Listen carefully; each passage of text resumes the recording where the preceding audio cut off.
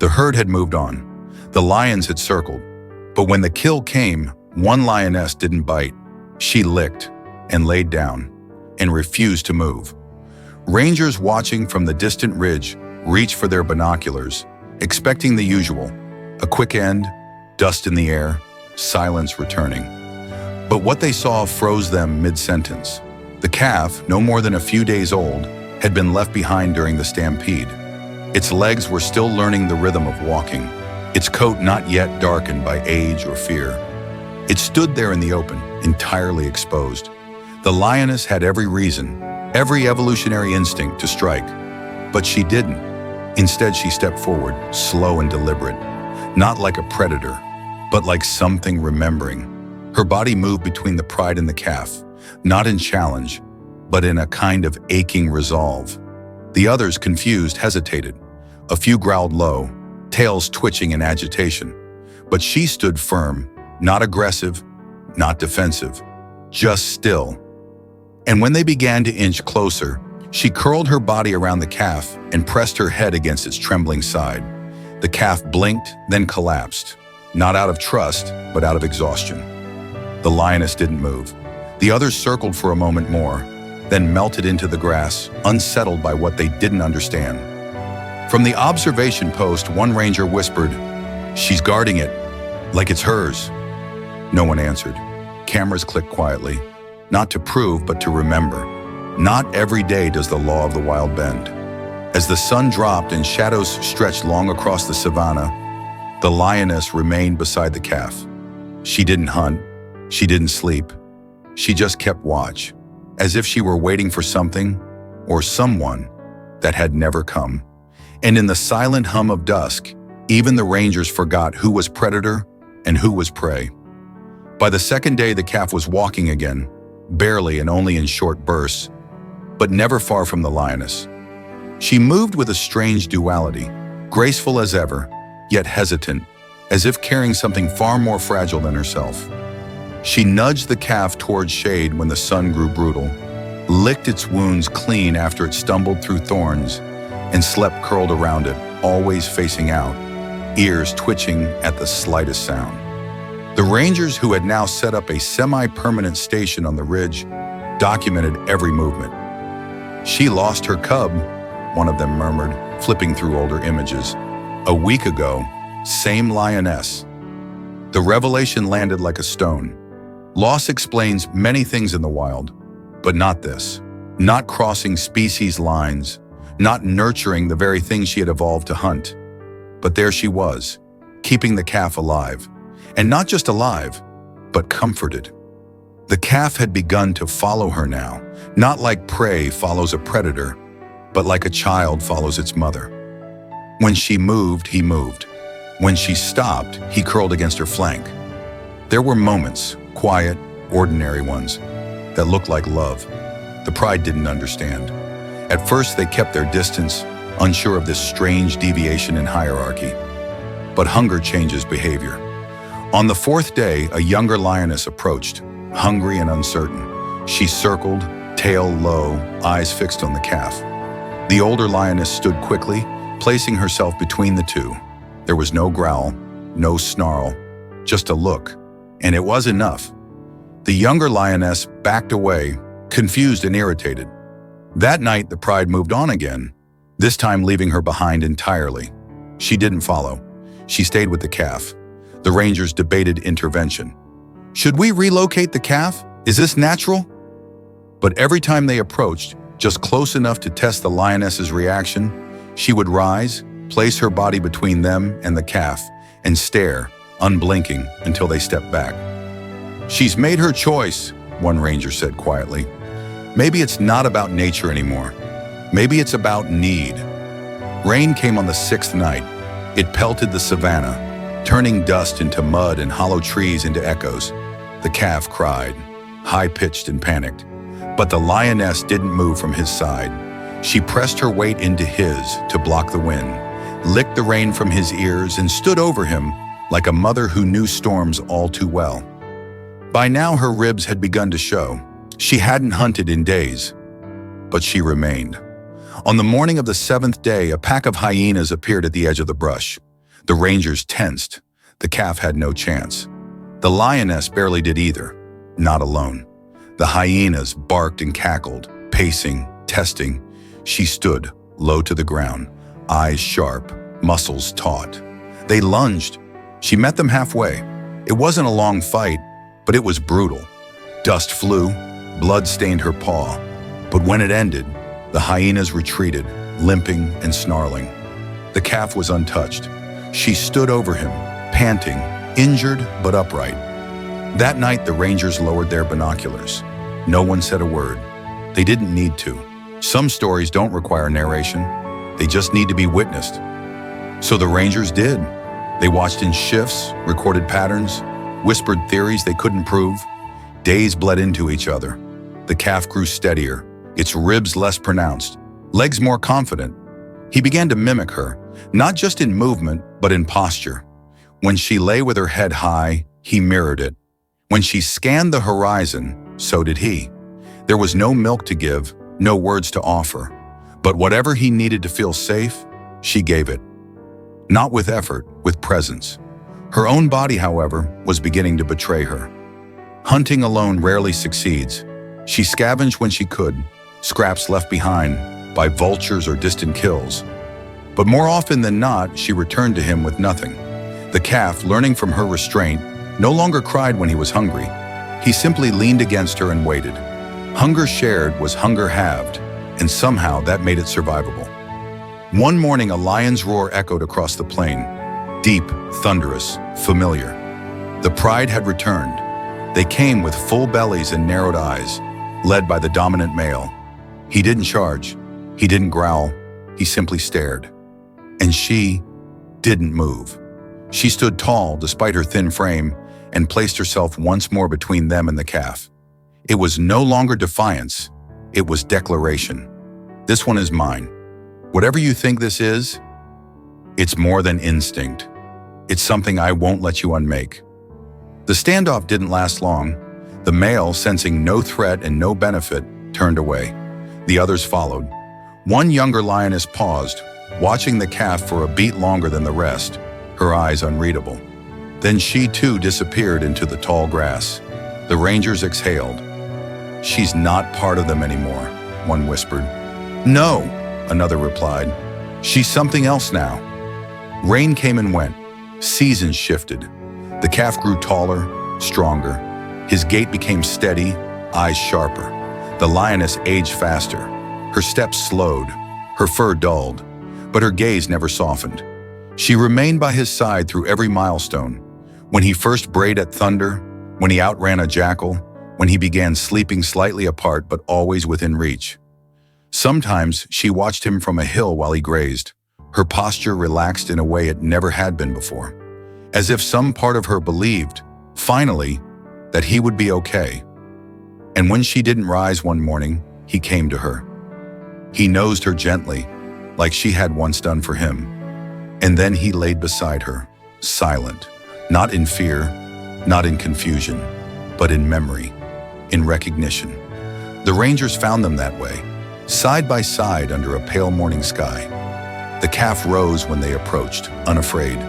He looked each of them in the eye before walking into the brush alone.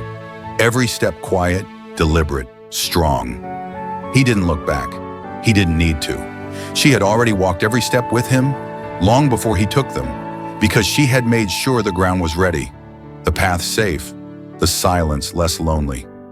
She had taught him, without ever knowing she was teaching, that strength wasn't the roar, but the choice to stay. That survival wasn't just about instincts, but about intention. He had learned to listen, not just for danger, but for peace, to recognize safety not in numbers, but in presence. The rangers didn't mark her grave. They didn't need to. The land had already done that for them. Vultures never came. No scavengers circled. It was as if the savannah itself understood that this wasn't death. It was return. A closing of something that had never made sense, yet had never needed to. The calf, no longer a calf, returned to the place where it had begun. Sometimes alone, sometimes with others, but always with a stillness that mirrored hers. He grazed not like prey, but like something that had once been protected by a predator and had somehow inherited her stillness, her steadiness, her story. No herd ever fully claimed him, and no lion ever chased him. As if both worlds had agreed, unspoken, that he didn't belong to either. Or maybe that he belonged to both. And when the rangers spotted him from time to time, standing quietly by the tree where she had first curled around him, they didn't approach. They didn't need to. Some stories don't end where you expect. Some bonds rewrite the rules. Some lives become legends, not because they were loud, but because they changed what silence meant. It wasn't emptiness anymore. It was memory held gently in the grass, in the shifting light, in the way the wind slowed near the tree where she once lay. Silence became the space where things unsaid could still be felt, where love didn't need to explain itself, where instinct bowed to something older, something sacred. The calf, now tall, broad-shouldered, and unafraid, carried that silence like a mantle, not heavy, not burdensome, just present. The rangers stopped calling him the miracle calf. They called him her echo, because in the way he moved, calm, alert, deliberate, you could still see her. In the way he paused before crossing a stream or stood still during thunder, there was something unmistakably lioness in him. And every once in a while, he would appear just at the edge of the tree line where they had first met. He never lingered, just stood there watching the horizon, as if waiting for a voice that no longer needed to speak. Because what had passed between them, between lioness and calf, had never been about sound.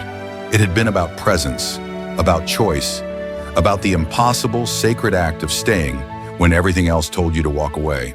And maybe that's why the Savannah didn't forget. Maybe that's why the land itself seemed to remember her shape, her scent, her stillness. The winds changed direction at the foot of that tree. The birds flew lower. The grass, trampled by storms and herds, grew softer there. The rangers noticed it too, how animals moved differently in that space, how silence lingered longer, as if listening. The calf, now fully grown, never left for long. He wandered, yes, crossed rivers, traveled valleys, was seen as far as the edge of the eastern cliffs. But he always returned, not like he was lost, but like he was honoring something, honoring her, the lioness who had chosen compassion over instinct, love over hunger, memory over survival. And somehow that choice had lived on in him, not as a burden, but as direction. He carried it in the tilt of his head, in the calmness of his breath. Other calves followed him, not because he was the strongest, but because he never looked afraid. Other predators avoided him, not because he was dangerous, but because something about him whispered a story they didn't dare interrupt. And maybe that's all legacy ever is. Not blood, not name, but a rhythm you leave in someone else's chest, a pause in the wind, a path through the grass, a story only silence can tell. Because when she chose to protect him, she didn't just save a life, she rewrote the rules of what a lioness could be. She redefined wildness not as violence, but as the courage to care in a place that had no word for it. And that definition lived on, not in roars, but in hoofbeats, in long shadows at dusk, in one life that carried her forward, step by step, long after her body had returned to the earth. And so the Savannah remembered, not with statues or names or roars, but with quiet, with space, with the gentle, defiant act of letting something small live, simply because you chose to stay beside it when no one else did. That choice didn't just change the calf, it changed the land around him, and in time, it changed others too. The story began to travel, not through words, but through behavior. Herds moved a little differently when they crossed that part of the Savannah. Predators paused for a heartbeat longer when they caught his scent. Even the rangers, hardened by years of statistics and survival data, started to look at the land through a new lens. One where the unexpected wasn't an error, it was evolution. New calves were born in the seasons that followed, and some of them bore no resemblance to the lioness. But still, they followed the one she had saved, followed him like they knew he carried something ancient and wild and beautiful. Something born not out of strength, but gentleness. The kind of gentleness that didn't ask for recognition, didn't demand repayment, and didn't come with instructions. It simply gave, and in return, received everything. One year, a drought came early. The grasses yellowed, rivers cracked. The herds moved on. But the grown calf, no longer a calf, no longer quite anything the wild had a name for, remained. He stayed near the tree, thin, quiet, watching, not because he was waiting for her return, but because he understood what she had done for him. And now it was his turn. When a young antelope collapsed from heat nearby, he didn't move away. He stepped forward. He stood over it, and for hours just stood still, sheltering it from the sun with his shadow. The rangers watched in stunned silence. They wrote nothing, took no pictures, because they knew this was not their story to tell. And as the light faded, as the shadows stretched longer across the golden plain, the antelope stirred and rose, walked shakily to its feet and disappeared into the dusk. The grown calf stood still for a while longer, then turned slowly toward the tree. And once again, the wind changed, just slightly, as if it remembered, as if it approved. Because sometimes the greatest stories are not about power or survival. Sometimes they're about a lioness who refused to follow instinct, a calf who refused to forget, and a stretch of Savannah where the world bent, just a little toward mercy. And that mercy began to echo in places no one expected. In the way other predators began to stalk with more patience. In the way mothers across species paused an extra moment before abandoning a weakling. In the way the rangers, hardened by years of charts and carcasses, found themselves hesitating before writing off a rescue as hopeless. Because once you've witnessed something like that, once you've seen a lioness turn hunger into guardianship, once you've watched a calf learn not just to survive, but to remember, it changes the way you move through the world. Not suddenly, not loudly, but deeply, like a river shifting course beneath dry earth. Over time, the tree where she'd once curled around the calf became a kind of landmark. Not because anyone said so, but because it felt like one. Herds moved slower when they passed it. Birds nested in its branches more than usual. And every few weeks, the grown calf would return to it, not because he had to, but because he still chose to. Sometimes he brought another with him, a fawn, a young zebra. Even once, a wounded jackal, limping and wide-eyed. He didn't stay long, just enough to let the tree remember, just enough to let the quiet wrap around them. The rangers eventually stopped tracking him. They said it was because he no longer needed watching, but the truth was, they didn't know what to write down anymore. Unexplainable behavior, anomaly in predator-prey dynamics, emotional mimicry? None of it fit, none of it mattered, because what he carried was never meant for documentation. It was meant to live, to ripple outward in ways that wouldn't always be visible, but would always be felt. And so he wandered, not lost, but deliberate, not alone, but never quite claimed. And everywhere he went, the land seemed to soften just slightly.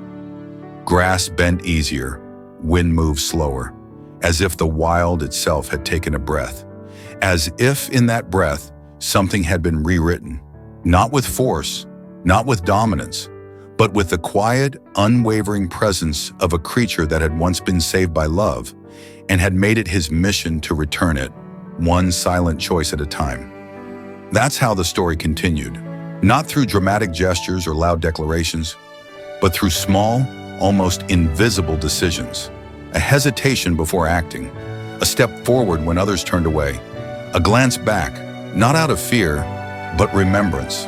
The calf, now something else entirely, neither wild nor tame, neither herd nor solitary, became a kind of ghost guardian of the savannah, not haunting but holding, not disrupting the balance, but quietly asking it to evolve.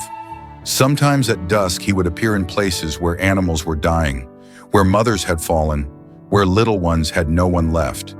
He never intervened with force. He simply showed up, stood there, let his breath calm the air, and in some unspoken way, it changed things. The vultures waited longer, the scavengers circled wider, and more than once the dying found the strength to rise, not because he healed them, but because he didn't leave.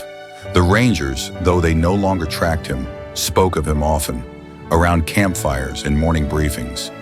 In whispers passed to new recruits. "If you see him," they'd say, "just watch. Don't interfere. Let the land speak." He had become more than a story. They had started calling him by the name they once gave the lioness. Mercy. Not because it suited a creature like him, but because it was the only word they had for what he represented. And it wasn't just his presence. It was what happened after. The way other animals began to gather in places they hadn't before. The way predators hesitated at the edge of shadow. The way silence seemed to hum instead of hang. One dry season, the savannah burned. Lightning had cracked open the sky and set the earth alight. Smoke choked the air. Trees fell. Herds ran. The rangers evacuated, and for days no one knew what had survived. But when the rains finally came, heavy, cleansing, late, they returned. The land was scorched, empty, quiet, until they found tracks, hoof prints, deep and deliberate, heading straight for the heart of the burn zone. Not in panic, not in retreat, but in return. And at the very center, under a half-scorched tree barely standing, they found him, alive, unharmed, standing beside a newborn calf that had somehow made it through the fire alone. And in that moment, no one asked why. No one questioned how, because they already knew. Some legacies don't need names. Some stories don't need endings. They just need to be lived, one silent choice at a time. And those choices, made in silence, began to rewrite what survival meant. Not as a test of power, but as a measure of patience. Not as competition, but as companionship. The savannah, once a place ruled by sharp teeth and flight responses, grew softer in its edges, not weaker, just more watchful. It became a place where unexpected bonds weren't anomalies anymore, where stories like his didn't just survive, they were remembered, passed not by words but through pauses in the wind, through a look between creatures who'd never before shared anything but fear. Years passed. The calf who had been saved grew into something older than his age. He was no longer easily spotted. His coat had faded in parts. His stride had slowed. But wherever he walked, the land responded. Predators gave way. Mothers rested easier. Orphans followed. He didn't lead with dominance or volume, but with presence. Quiet, consistent. And that presence became a rhythm in the landscape, a pulse that everything began to beat in time with. And one day he disappeared. Not in panic, not in blood, not in tragedy. He simply wasn't there anymore. No body was found, no sign of struggle, just an absence that felt like the sun hiding behind a cloud, brief, unsettling, and somehow sacred. For weeks, the rangers watched the horizon. For weeks, the animals moved cautiously, as if listening for something that had always been there but could no longer be seen. And then slowly, they settled, because something had been left behind, not in the grass, not in the bones, but in the behavior of everything that remained, in the way a lioness hesitated before chasing a fawn, in the way a zebra turned back to nuzzle a fallen bird, in the way silence came, gentle, reverent, and whole, because he was never trying to change the world. He was just trying to honor the one who had changed his. One silent choice at a time. And with each of those choices, he wasn't just echoing the lioness. He was becoming her legacy in motion. He didn't need to roar to command respect. He didn't need to fight to be followed. He existed as a question mark in a world built on absolutes. A calf who should have been eaten, a lioness who should have walked away, but didn't. And because of that, everything that came after began to shift, quietly, steadily, like tectonic plates moving under the surface of a land that thought it knew itself. And still, no one claimed him. Not the herds, not the prides, not even the rangers. But he didn't need a place to belong, because he had become a place. A living reminder that something different had once happened here, something that couldn't be undone. Every creature who crossed his path, be it predator or prey, walked away changed, though they didn't always know why. They just moved slower, watched more carefully, trusted a little sooner. It wasn't about taming the wild. It wasn't about rewriting nature. It was about remembering that even nature has room for grace, that sometimes it takes just one being to carry a different rhythm long enough for others to notice. And once they noticed, they couldn't go back. The lioness hadn't saved the calf for fame or recognition. She hadn't acted out of strategy or mistake. She had seen something in him, something worth protecting, and she had stayed. And now that staying had become a movement, woven into the landscape. The rangers no longer needed to explain it. They no longer tried. They just taught the new ones to walk softer when near the tree, to stop talking when the wind shifted, to listen, not for danger, but for memory, because it was still there, breathing between the blades of grass, curled into the roots of that tree, glinting in the eyes of animals who had never known her, but somehow understood her. And that was how change came, not with noise, but with a rhythm passed gently, intentionally, from one life to another, until the whole savannah began to hum with it, one silent choice at a time. And without ever knowing it, he became a sanctuary, not a place made of trees and fences, but of behavior, of witness, of echo. His existence taught others to pause before assuming, to stay before turning away, and in doing so, he showed that the wild had more to offer than survival. It had memory and meaning and mercy. Somewhere along the way, cubs began to play near the tree without fear. Birds began to nest lower, closer to the ground. Even the most cautious antelope would graze nearby, never running unless they had to. It wasn't peace, not fully. Nature still did what nature does, but something in its rhythm had changed. A subtle hesitation before harm, a slight preference for coexistence over conflict. Not always, not everywhere, but enough. And high above, in the ranger tower built to monitor migrations and danger zones, new recruits were still told the same thing on their first day. There's a place out there that doesn't follow the rules. If you find it, don't try to understand it, just respect it, because something sacred happened there once, and parts of it are still happening. They didn't always believe it, until they saw him, until they watched the moment when a predator and prey locked eyes, and nothing happened. No chase, no blood, just a quiet standoff, a shared breath, and a turning away. They would return to the tower different, not because they had found answers, but because they had seen a question, still walking. Because what had started as survival had become something else entirely. A legacy not built in bloodlines or dominance, but in restraint, in choosing not to take, even when everything in you says you could. And somehow, that had been enough to change the whole savannah, and yet it was never celebrated. There were no statues, no songs, only signs, small, quiet ones. A circle of trampled grass that never grew back under the old tree. A trail worn by paws and hooves that no one dared to erase.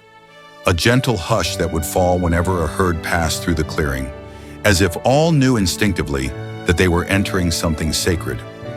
The old rangers began to retire, the ones who had seen it, who had watched the lioness and the calf with their own eyes, left behind worn notebooks and half-faded photographs no one quite understood. But their stories lingered, passed not through lectures but through campfire tales. Through the reverent way they said mercy, not as a word but as a name. And new rangers came, young, full of data and theories. They rolled their eyes at the myths. Until one evening, just before dusk, a few of them spotted a young lioness standing beside a zebra foal, watching, not hunting. The lioness turned, met their gaze, and didn't flinch. Just blinked, as if to say, I know what was done here, and I remember why. That night, they didn't laugh. They didn't speak at all. They just walked back in silence the way the grass had once bent beneath a calf who had no business surviving, and a lioness who should have walked away. Because the story hadn't ended, it had only taken root. And even though its characters were long gone, the land still remembered how they moved, how they paused, how they stayed when it was hardest to stay. That's what the land remembered most. Not the moment of rescue, not the days that followed, but that single impossible choice to remain beside another creature, not out of instinct or survival, but simply because they could. That choice carved itself into the silence between leaves. It lingered in the pause before a lioness took her next step. It pulsed in the tension just before a predator lunged, and sometimes didn't. It wasn't about taming the wild. It was about widening it, expanding its definition of family, of courage, of mercy. And so the story never truly ended. It changed form, passed from body to body, hoof to paw, breath to breath. Not all creatures followed it, but enough did. Enough stayed. Enough paused. Enough remembered, not with words, but with choices. Choices to stand beside weakness without taking advantage of it. To meet eyes without seeing only food or threat. To protect, not because they were asked, but because something in them refused to leave. Even the rangers, long after the old logs had yellowed and the photographs had curled at the edges, found themselves moved by something they couldn't explain. They'd stop mid-patrol near that clearing, remove their hats, say nothing, just listen, not to sound, but to the presence of something deeper, something older, something alive not in flesh, but in example. Because love in the wild doesn't echo loudly. It echoes quietly, in the steps not taken, in the teeth never bared, in the lives allowed to grow when every rule said otherwise. And sometimes that is the loudest thing of all. No one ever found a name for what had happened. Not the scientists, not the rangers, not even the animals who stood witness to it. Because it wasn't meant to be named. It was meant to be felt, understood in the bones, passed on through instincts altered by empathy, through paths walked slower, through bonds formed when no one was watching. And in the end, that calf didn't rewrite nature. He just reminded it of what it had always been capable of. And that lioness, she didn't break the rules. She revealed something older than rules, a truth wild enough to belong to the savannah, a love fierce enough to survive it. If this story touched you, share it, because sometimes mercy is all it takes to change the wild.